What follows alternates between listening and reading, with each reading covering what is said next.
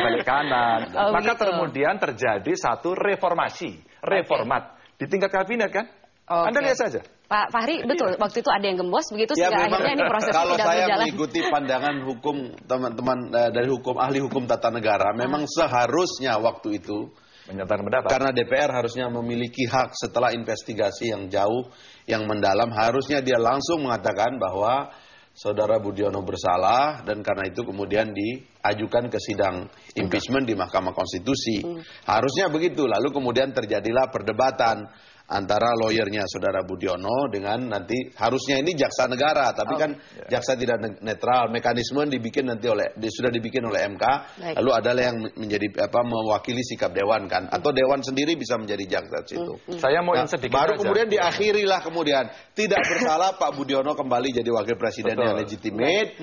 Bersalah dia diberhentikan untuk diproses secara hukum biasa. Karena seorang wakil presiden yang aktif tidak boleh dihukum dengan hukum biasa. Tetapi setelah berhenti dia diganti oleh orang lain, baru dia diproses hukum biasa. Sedikit aja saya. Kalau kita menyatakan pendapat dan masuk MK, MK pada era itu Mbak sudah menyiapkan hukum acara impeachment. Tiba-tiba membuat artinya mereka sudah prepare. Baik.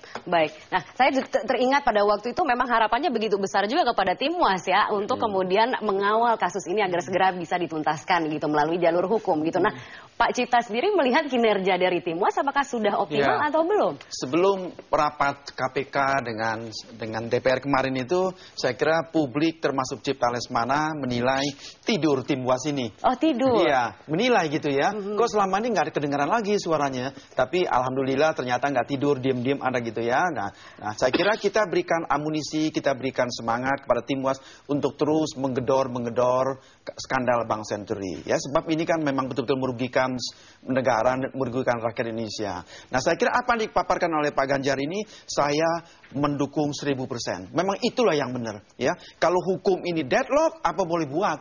DPR mengeluarkan haknya, menggunakan haknya itu hak menyatakan pendapat. Tidak ada jalan lain. Mesti digedor terus. Kalau enggak ya pihak-pihak yang ini mengatakan belum cukup bukti.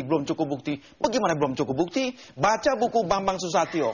Itu lengkap sekali. Saya kira semua pihak yang concern terhadap kasus Bank Senturi wajib membaca buku Bambang Susatyo. Waduh, lengkap sekali itu. Jadi ini masalah tenggat waktu begitu Pak Jadi saya kira Cipta. hanya orang goblok yang mengatakan tidak ada bukti. Itu orang stupid benar-benar gitu. Jadi ini masalah tenggat waktu. Jadi kapan? Karena kalau dilihat jadi waktu yang pas untuk kemudian mengatakan bahwa ini itu, sepertinya sia-sia. Nah, Pak Ganjar, Pak Fahri, teman-teman kita harapkan sesegera mungkin ya oke lah rapat tertutup lah. Buka-bukaan tertutup semua nggak boleh tahu begitu. Tapi kalau mentok deadlock juga, kalau KPK tetap bersikeras tidak cukup bukti, tidak ada jalan lain. Keluarkan senjata itu, senjata hak menyatakan pendapat. Selesai. Ya, terserah kepada Mahkamah Konstitusi nanti begitu. Baik, kita berhenti di situ dulu, akan kita lanjutkan sesaat lagi. Pemirsa tetaplah bersama kami.